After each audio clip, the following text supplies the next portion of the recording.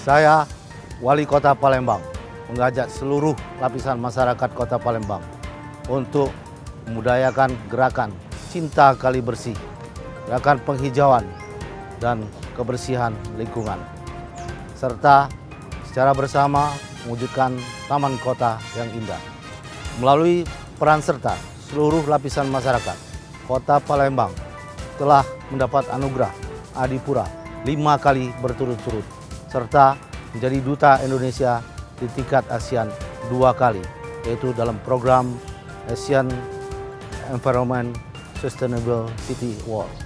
Mari kita jaga dan lestarikan agar lingkungan sekitar kita tetap rapi, indah, bersih, hijau, dan nyaman. Saya mengimbau kepada masyarakat dimanapun ya di Palembang ini untuk menjaga lingkungan kita agar nyaman, kemudian menjaga lingkungan kita tetap bersih. Dan pesan saya memang kota ini pantas lah.